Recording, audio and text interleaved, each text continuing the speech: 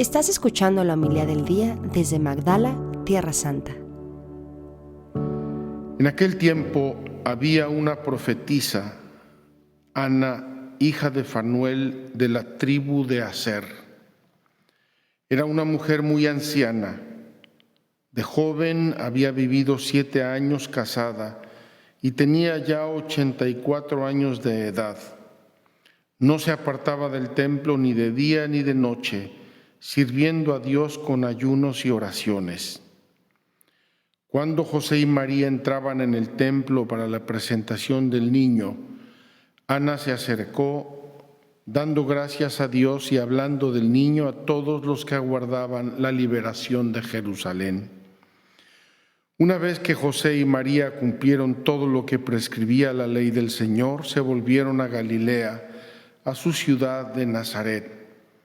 El niño iba creciendo y fortaleciéndose, se llenaba de sabiduría y la gracia de Dios estaba con él.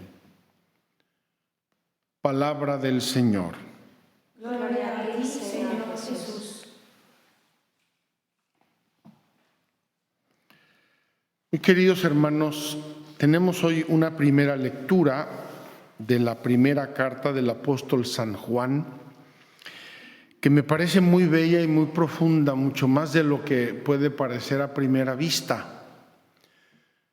En el fondo de esta carta, San Juan está afirmando que Jesús, el Verbo eterno de Dios, se hizo verdaderamente hombre, asumió nuestra naturaleza humana a fondo, sin paliativos, sin descuentos, sin ningún tipo de rebaja. Nosotros confesamos que es Dios verdadero y hombre verdadero en todo, menos en el pecado. Pero que no se nos olvide que el pecado no es parte de la naturaleza humana. El pecado fue una adquisición que hicimos por el camino, triste y lamentable, pero no es parte de la naturaleza humana. Entonces, Jesucristo era Dios verdadero, hombre verdadero, tal como el ser humano salió de la mente de Dios, del amor de Dios. Y entonces hemos estado leyendo en estos días diversos aspectos de esta carta de San Juan, y decía el otro día que nosotros que comimos y bebimos con Él, porque lo tocamos, el verbo de la vida lo tocamos nosotros. Y esto tiene una grande resonancia en nuestra vida, porque Jesucristo es de los nuestros. Jesucristo es más yo que yo mismo. Es parte de mi naturaleza humana porque Él quiso compartir mi naturaleza humana para poderla redimir. Como dicen los padres de la Iglesia reiteradamente, no se puede redimir lo que no se asume. Entonces Jesús asume mi naturaleza, se la apropia, la hace suya para poderla redimir, para poderla sanar. Estamos en el corazón de la teología de la redención, estamos en el centro de todo el desarrollo teológico que se llevó a cabo en los primeros siglos del cristianismo y que llevó a los primeros concilios, los grandes concilios cristológicos. No crean que los padres conciliares de aquel tiempo eran tan finos y educados como los de ahora. Antes se peleaban en los concilios y tenía que intervenir el emperador romano con sus tropas para apaciguarlos, porque cuando ellos discutían de estas cosas sabían la importancia y la trascendencia de lo que estaban discutiendo,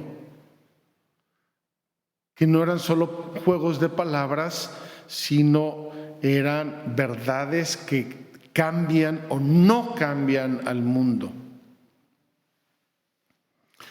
Dicho esto, a modo de introducción, quiero decir que llama la atención que la primera lectura de hoy se dirige a los padres, padres, padres, y a los hijos, hijos, hijos.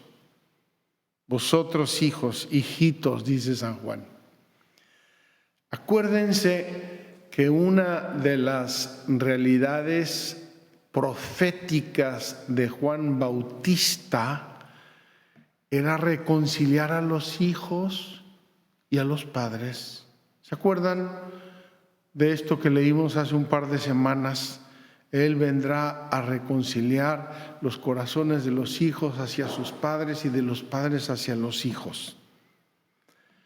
Parece que la fractura y la división entre padres e hijos ha acompañado un poco toda la historia de la humanidad. ¿Por qué? Porque somos dos generaciones diversas. Querámoslo o no, aunque nuestros padres sean jovencísimos, somos generaciones diversas, vemos las cosas de modo diferente, las sentimos, las experimentamos de modo diferente. Y si esto era verdad en la antigüedad, ¿qué se podrá decir de ahora?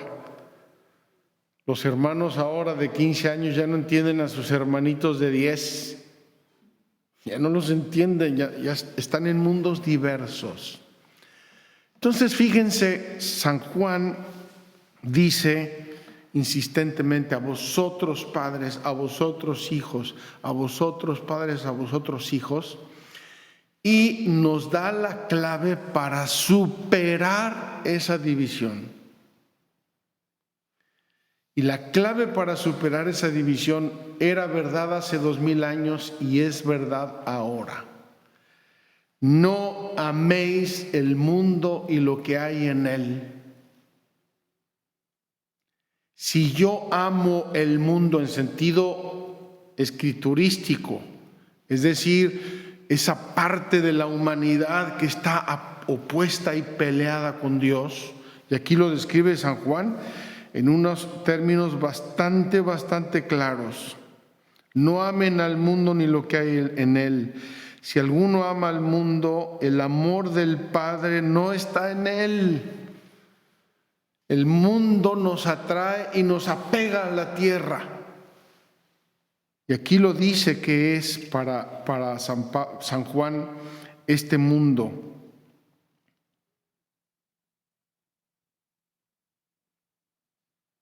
Dice así: porque lo que hay en el mundo, las pasiones desordenadas del hombre, es decir, la concupiscencia, la tendencia a realizar el mal, las pasiones desordenadas del hombre, las curiosidades malsanas y la arrogancia del dinero no vienen del hombre, no vienen del Padre, sino del mundo.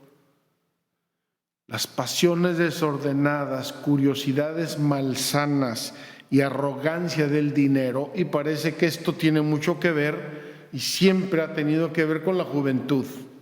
¿Por qué? Porque no tenemos todavía experiencia yo me considero joven, no tenemos todavía experiencia de la historia, del mundo, del paso de las cosas, y entonces nos aferramos a las cosas inmediatas. Y entonces se crea una fractura entre las personas maduras, los padres, y los jóvenes. Dice San Juan: no amen al mundo ni lo que hay en él. No lo amen, tengan cuidado, desconfíen de las cosas del mundo, porque nos apartan de Dios. El mundo pasa y sus pasiones desordenadas también. Pasa, este mundo pasa. Lo que hoy es el superídolo, dentro de 10 años ya no existe, nadie se acuerda de él. Lo que hoy es de supermoda, nos entusiasma, nos atrae, todo el mundo habla de eso, dentro de unos años ni quien se acuerde de eso. El mundo pasa y sus pasiones desordenadas también. Y termina la primera lectura de hoy con una frase bellísima. Me encanta, aunque tiene diversas traducciones según la Biblia que uno lea. Pero el que hace la voluntad de Dios tiene vida eterna. Fíjense qué hermoso. Cuando yo, joven o viejo, no importa, quiero hacer la voluntad de Dios, me coloco por encima de las cosas pasajeras del mundo.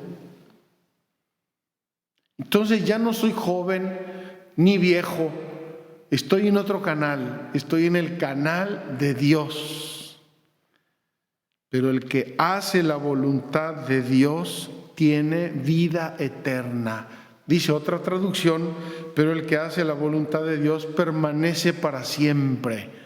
Es decir, no pasa como la flor del campo que hoy florece y mañana se seca. No pasa. ¿Por qué? Porque está enchufado con la eternidad de Dios, que no tiene modas, que no es, no perece, que no pasa, que no cambia. Tenemos hoy un ejemplo bello, una mujer anciana de 84 años, Ana, profetisa Ana, hija de Fanuel, de la tribu de Aser. Esta mujer, dice el Evangelio, había estado casada 7 años y enviudó y se quedó sirviendo a Dios en el templo. Fue siempre joven, amando a Dios, sirviéndolo en el templo. ¿Cuántas mujeres como Ana hay en la Santa Iglesia de Dios? ¿Cuántas mujeres preciosas y santas que viven en otro canal, fuera de las modas y de los torbellinos del mundo? Decía un padre hace muchos años, muy simpático: si es mi mamá es una santa, si es otra señora es una vieja rezandera. Así podemos caer los sacerdotes, podemos caer en enjuiciar a las mujeres. Si es mi mamá es una santa, siempre reza. Si no, es una viejita rezandera. No hay viejitas rezanderas o santas o no santas. Dice este evangelio que esta mujer, temerosa de Dios, sirviendo a Dios con ayunos y oraciones, se pasaba la vida en el templo. Una mujer de Dios, conectada al querer de Dios y por lo tanto siempre joven. Y tenía la esperanza ¿de qué? De la liberación de Jerusalén. Queridos hermanos, ustedes que están siguiendo la peregrinación de San Lucas saben que Lucas comienza su evangelio en Jerusalén, lo va a terminar en Jerusalén y muchas cosas las refiere a Jerusalén, y toda la vida pública de Jesús es una subida hacia Jerusalén. Esta mujer espera la liberación de Jerusalén. Esto es típicamente de Lucas. Termino. Queridos hermanos, esta mujer completa de algún modo en el cuadro de San Lucas ese equilibrio bellísimo entre hombres santos y mujeres santas. En el Antiguo Testamento también las grandes mujeres del Antiguo Testamento y los grandes hombres del Antiguo Testamento siguen en el tiempo del Evangelio y van a continuar en toda la Iglesia. Grandes hombres y grandes mujeres que encarnan el amor a Dios hasta sus últimas consecuencias y que nos sirven de modelo, nos sirven de guía, nos inspiran. Pidámosle pues hoy a la profetisa Ana que nos enseña a servir a Dios, a buscarlo, a esperar que la liberación de Dios se realice en el mundo para nuestro bien, para el bien de toda la humanidad. Así sea. Muchas gracias por escucharnos. Si quieres conocer más acerca de Magdala, síguenos en YouTube y Facebook.